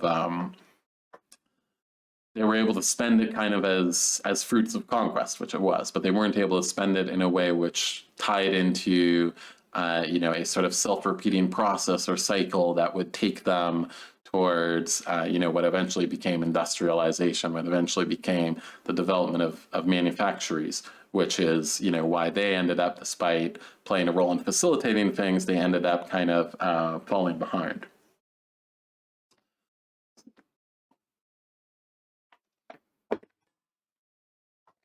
So here's a question. We were saying earlier that currency and gold would be a problem, say the USSR had most of the world's gold mines. Why was this not a problem for Britain and France, who, as I understand it, I'm saying benefited from having gold, silver mines? So with the USSR, obviously we're dealing with a later period in which there's a Cold War of basically sorry, I have an itchy nose here from allergies. We have a Cold War where the world capitalist powers have kind of united behind the U.S. and are facing the threat of being superseded by some form of transitional state which aims to go beyond capitalism. And yes, that it is the reality. The USSR didn't have a majority of the world's gold, but they produced quite a lot of gold at one point. They had quite a significant amount of production, and partly that was essential to their ability to trade with the capitalist world because they didn't want to, you know, um, there wasn't much use for the Soviet currency among the capitalist powers. They wanted an actual thing that would be effectively exchangeable and utilizable for them. Um, so there was that kind of interexchange, and I don't think that was a central aspect of the move off the gold standard. It was like a calculation that there is this uh, potential problem if a lot of the world's gold is in the USSR because the USSR is like moved beyond it. Was this not a problem for Britain, France? I mean, it was a problem for them, and partly that is why it came into the calculation in terms of the English then being like, hey, we're going to make you a privateer, and hopefully you're going to raid some Spanish treasure galleons and get some of that gold for us, some of that silver for us. Because it did create it would create local deflation within their economy, which can be its own economic problem if you have this influx of silver and gold. But it created a problem that was beneficial in some ways. It was beneficial for production at that early stage because we had the development of the textile industry, particularly in the Netherlands, and then afterwards in England, kind of more heavily in the 16th, 17th centuries. And it was cheaper to produce textiles there, where gold and silver hadn't more slowly made their inflationary impact felt than it was in Spain, where it was always coming in. And so there was always this heavy inflationary pressure within the economy, and where there was also this sort of surplus that Spain got as being kind of the entry point of that new silver, of that new gold into the world economy. So there was a surplus there that they were able to benefit from and use to spend on luxury resources, etc. But it was a surplus that wasn't able to be used productively, is the thing. So there was an element in which this influx of currency, it kind of it was in some ways to the detriment of the other European powers because their holdings of gold and silver would be less, but it created a market situation that certain of them were able to exploit. So within the Netherlands, you had a significant, and parts of Belgium as well, I think it was, you had a significant emergence of a textile industry, and one that was dependent quite heavily on exporting.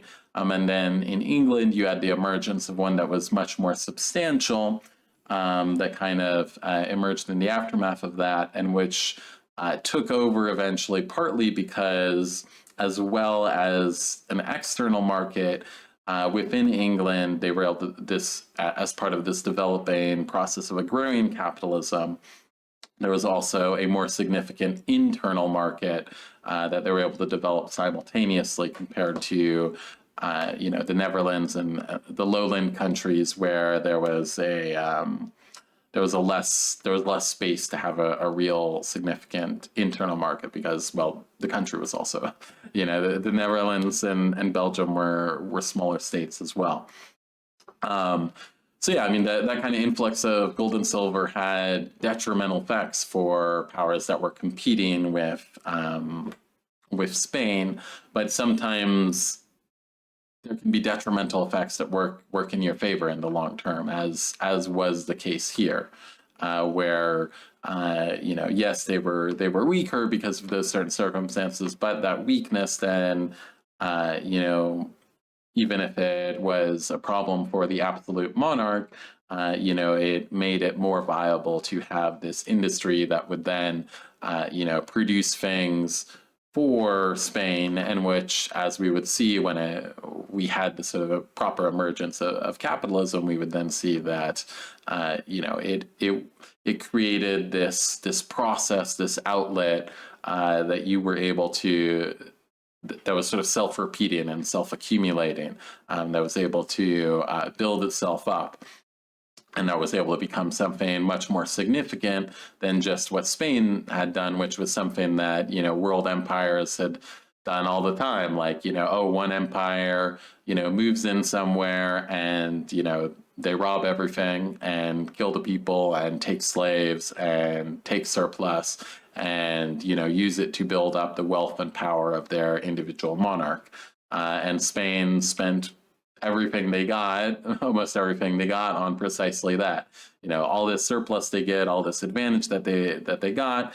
It had this inflationary pressure within Spain, and then they were using that surplus mostly for what? For hiring mercenaries that would fight wars in Italy, because they wanted to conquer Italy, that would fight wars in the lowland countries, and then that would attempt to sort of establish the Spanish crown's position within the Holy Roman Empire, trying to be this sort of universal monarch.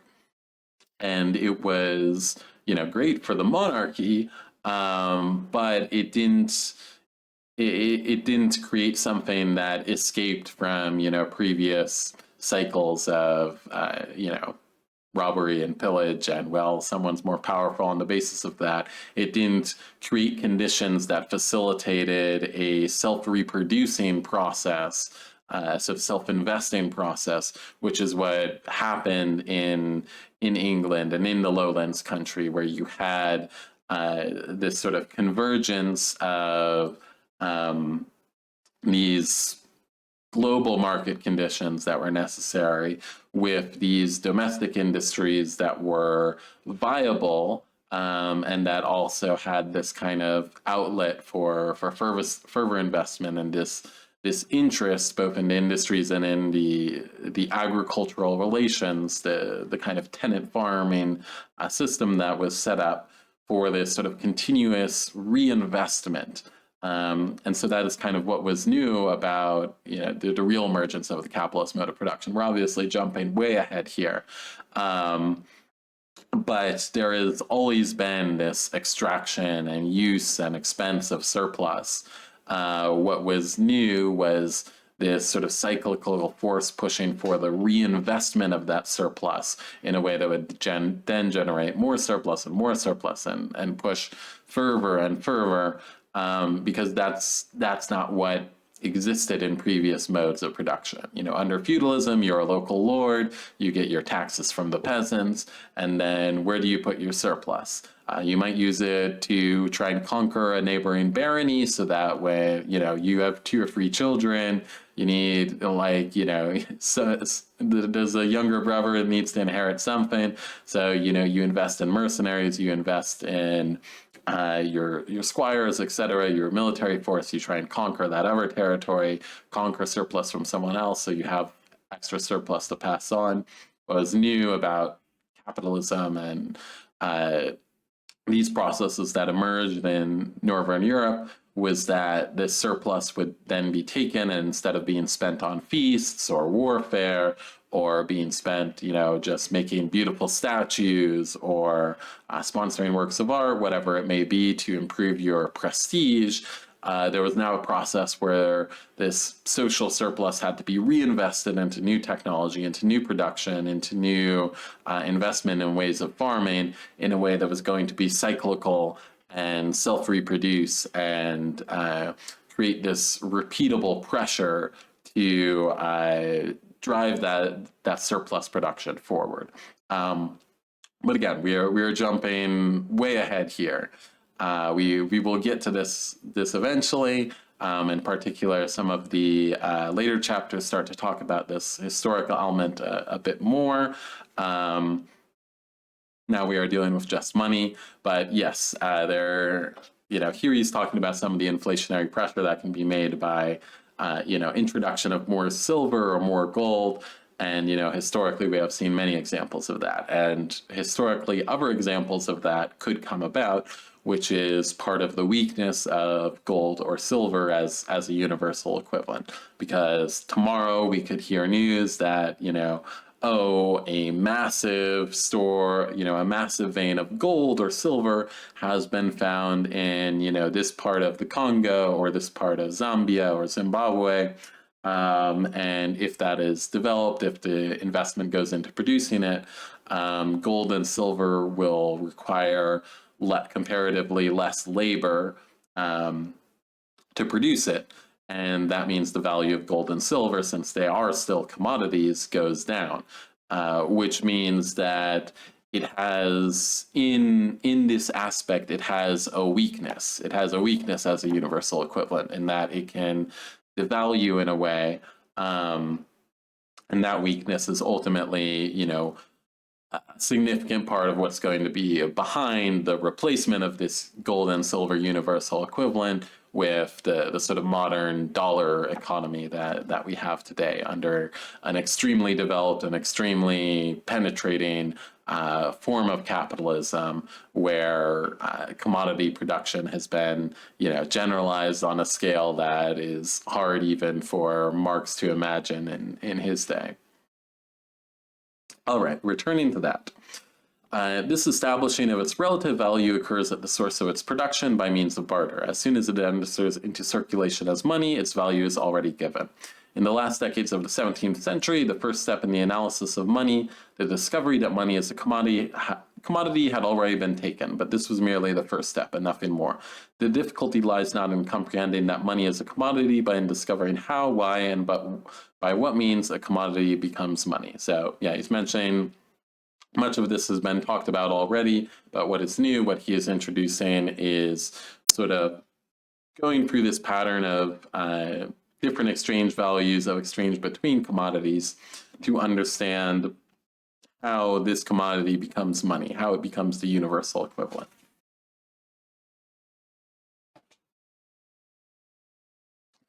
We have already seen from the simplest expression of value, X commodity A equals Y commodity B, again, 20 bolts of linen equals 1 coat or 2 coats, to make it simple, to keep the scary algebra letters away.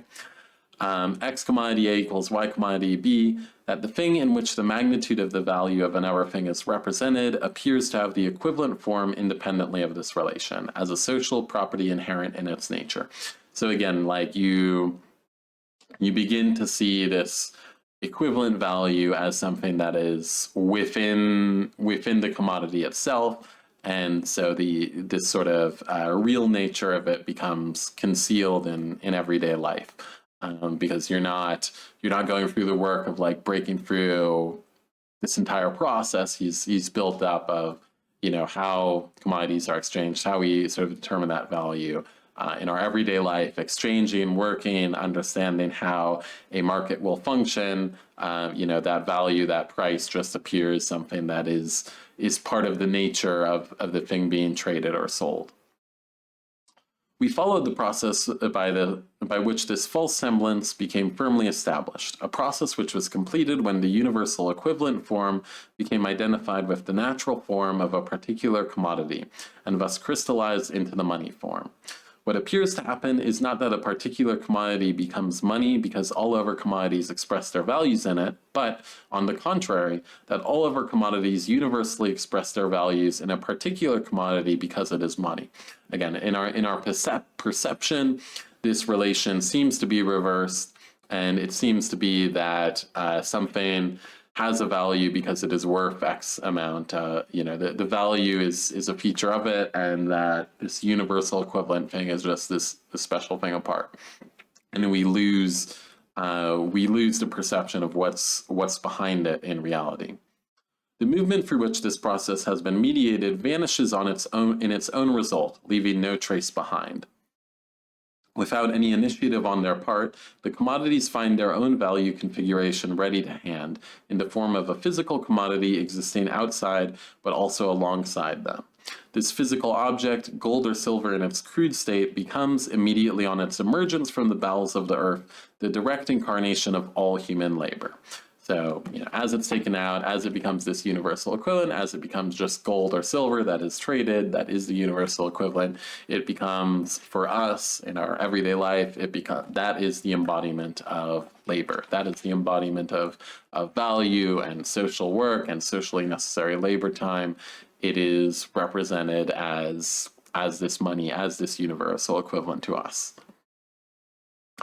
Hence the magic of money. Men are henceforth related to each other in their social process of production in a purely atomistic way.